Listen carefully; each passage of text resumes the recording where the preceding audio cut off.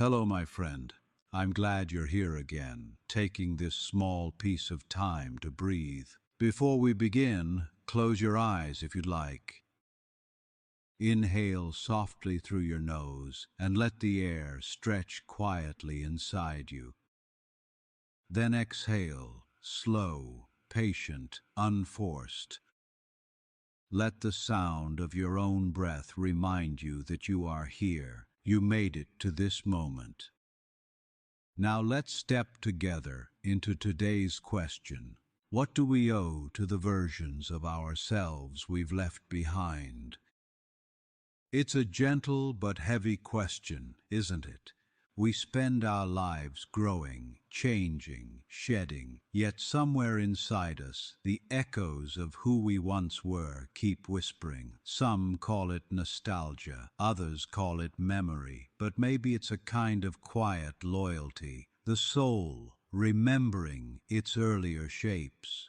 There are so many versions of us, scattered like old photographs across the timeline of our lives. The child who dreamed without limits, the teenager who felt everything too much, the young adult who carried fear like armor, trying to make sense of the world's sharp edges. And all those selves, though buried by time, are still alive somewhere, inside the decisions we make, the words we use, the way we love or avoid love. So the question becomes, what do we owe them?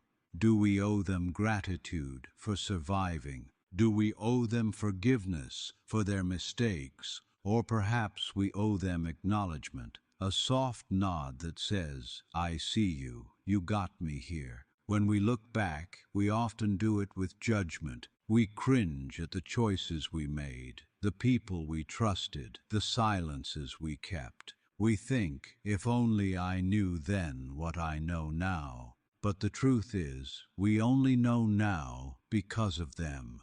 They walked through confusion so that we could stand here in a little more light. Every version of us was doing the best it could with the tools it had. Even the broken versions, the ones who stumbled through things we don't speak of, they were trying to survive something, and survival isn't always graceful. I think about that sometimes when I remember my own past selves, how each one thought it was final, that the story would stay that way forever. But life keeps rewriting us. We change cities, jobs, relationships, beliefs. We lose people, and with them, versions of ourselves that only existed in their presence. There's a quiet grief in that. We talk about missing others, but rarely do we talk about missing ourselves, the ones we used to be when life still felt new in certain places. The self who laughed easily, the self who was naive but full of faith, the self who loved someone who's now a stranger.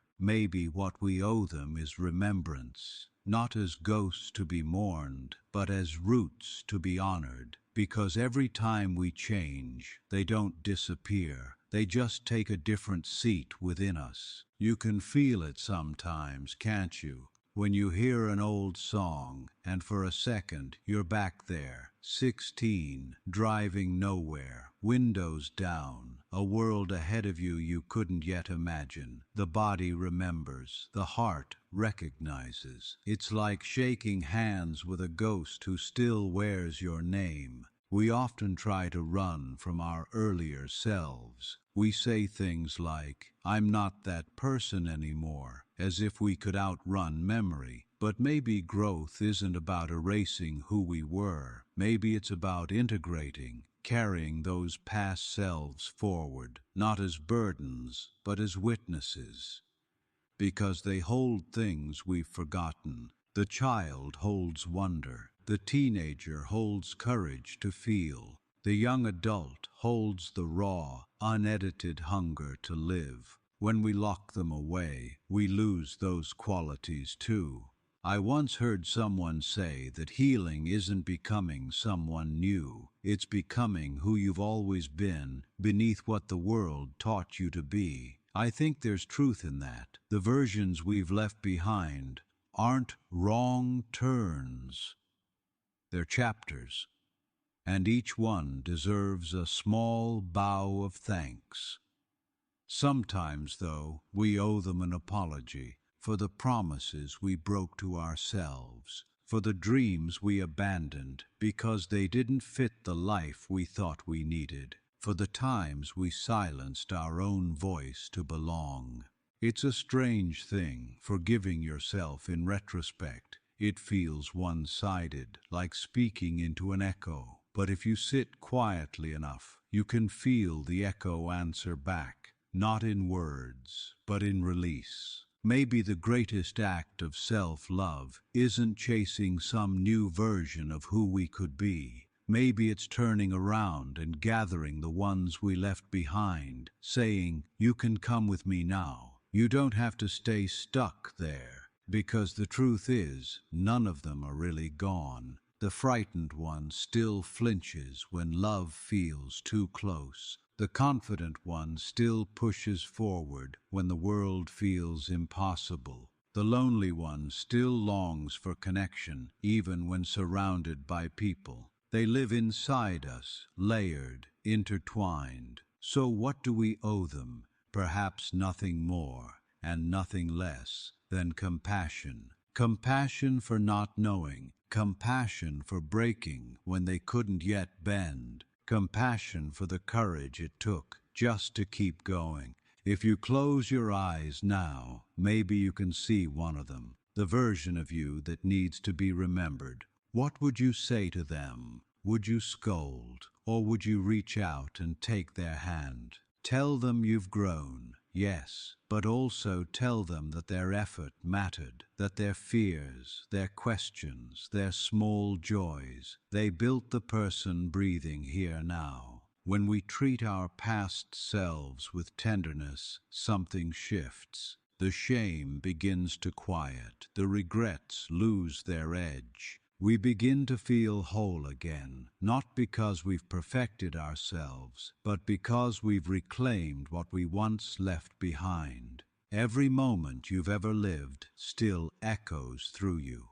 Every decision, every silence, every start and ending, they all live somewhere in your nervous system, in your choices, in the way you meet the world. To owe something to your past self is to recognize that you are not a single moment. You are a collection of them, breathing together. And perhaps the only true debt we carry is to live well enough that all those earlier versions of us could rest easy, knowing it wasn't for nothing. They tried, and that trying became your foundation. So live in a way that honors that. Not through perfection, but through presence. Don't rush past the small victories. Don't treat joy as childish. Don't bury pain too quickly. Each time you allow yourself to feel honestly, you're paying respect to every self that once couldn't. There will be new versions of you still to come, ones that will look back at this moment and wonder how you made it through. When that time comes, I hope you treat today's you with the same gentleness you wish someone had given before. Because time isn't a straight line, it's a circle, and every part of you, past and future, keeps meeting in the present. All you have to do is listen. Take another breath with me, in and out. You are both the memory and the moment. You are the past forgiven and the future unfolding. Thank you for being here, for giving yourself this moment to reflect. Stay gentle, stay curious, and stay kind. And if this question spoke to you, continue your journey with us on Yarven's Questions. More stories, more reflections, and more quiet truths are waiting for you. Take care, my friend. Until next time.